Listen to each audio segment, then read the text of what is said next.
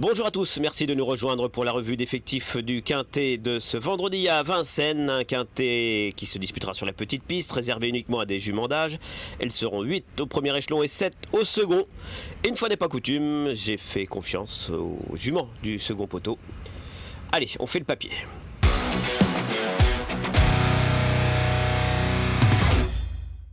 Je le disais, le second poteau avec tout d'abord le numéro 14, French Way of Life. C'est difficile d'aller contre, vous allez voir les stats, c'est impressionnant. 5 courses à Vincennes, 4 succès dont un sur ce parcours et une deuxième place.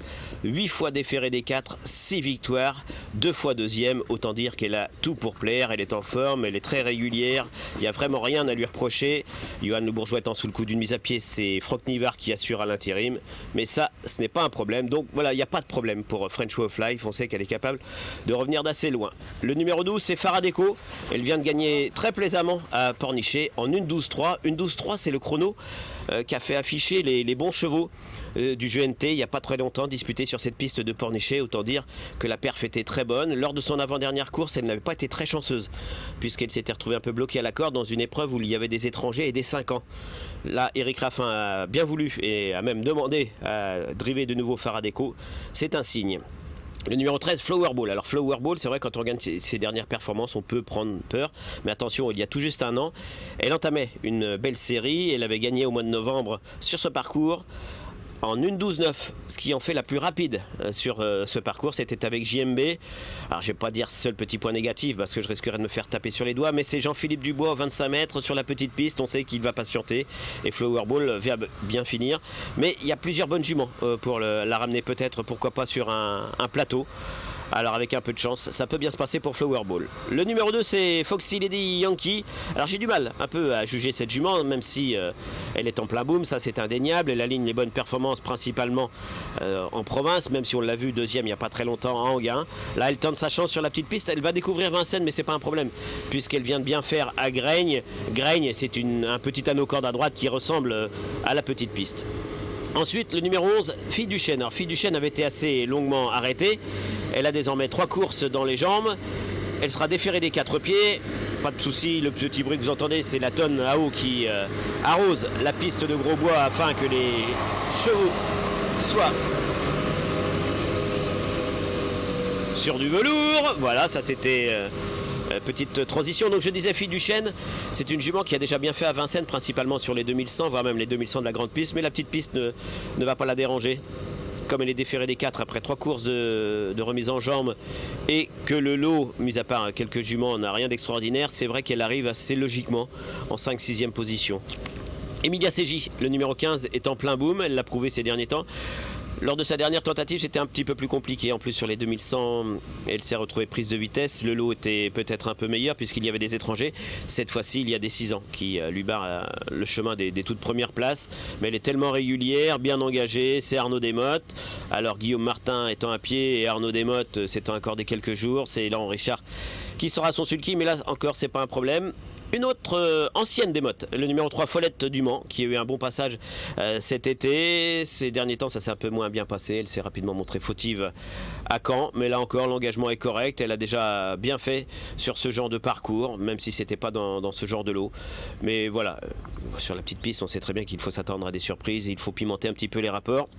Et Feria de Busset, que j'ai retenu ensuite, le numéro 5, qui est sur la montante. On l'a vu dernièrement, c'était deuxième à Feur.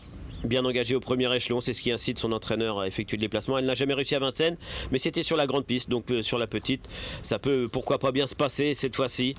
Mais voilà, c'est Poudlus pour être, on va dire 5e, 4e si ça se passe bien, parce que je me répète, on sait très bien que les arrivées ne sont pas toujours très logiques, ou que logiques, sur la petite piste. Alors parmi les outsiders, les possibles troubles faits, attention numéro 8, Espérance Mix. C'est vrai que quand on regarde le papier strict, il n'y a rien à se mettre sous la dent ces derniers temps. Mais j'ai contacté son entraîneur, François Giard. D'ailleurs, vous pouvez retrouver la quasi-totalité des entourages qui s'expriment sur le 36-01. Et François Giard me disait s'en être occupé, avoir effectué quelques réglages. Et normalement, elle devrait montrer un tout autre visage. Ces derniers temps, elle a fait la coquine, pour reprendre ses propos. Mais ça devrait mieux se passer. Cette fois-ci, il lui suffirait de se montrer sage pour terminer dans le quintet, selon son entraîneur. Folly Darling, le numéro 1, s'est montrée relativement régulière cet été, mais c'était principalement dans des courses pour amateurs. Là, elle monte un peu de catégorie, même si l'engagement reste correct. C'est la moins riche du lot, mais elle n'est pas non plus à des années-lumière du recul. Voilà, c'est une possible placée. Daphné Duromois, le numéro 4, n'a pas montré grand-chose ces derniers temps. Elle a pour elle de s'être classée deuxième de cette même épreuve l'an dernier, mais depuis, il y a eu de l'eau à couler sous les ponts et pas que de la belle eau. Escapade du Dijon, le numéro 7, ça paraît compliqué. On l'avait vu bien faire par le passé, mais c'était dans des épreuves à réclamer. Là, face à une telle opposition, c'est compliqué. Son ancien entraîneur a été appelé à la rescousse, Benoît Robin, pour la driver. Et Andenne de Beauregard, le numéro 6, qui s'est montré relativement régulière, mais dans des lots moins relevés que celui de ce vendredi. Donc c'est difficile de l'avoir joué les tout premiers rôles. Mais là encore, je me répète, hein, les possibilités pour la 5e, voire la 4e place sont assez nombreuses. Difficile pour Fauve Berry, qui effectue une rentrée, pas une rentrée mais une course de transition dirons-nous, et Fève de Bélève, le numéro 10, qui elle effectue une grosse rentrée. On attendra de la revoir autre montée. Allez, notre choix.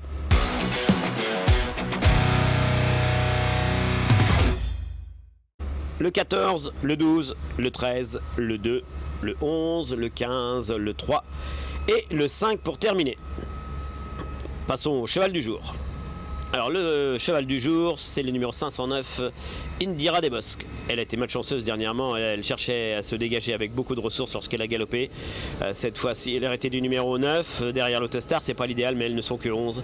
Ça devrait bien se passer pour le 509, Indira Desbosques. Allez, à la prochaine pour un nouveau numéro de 100% quinté.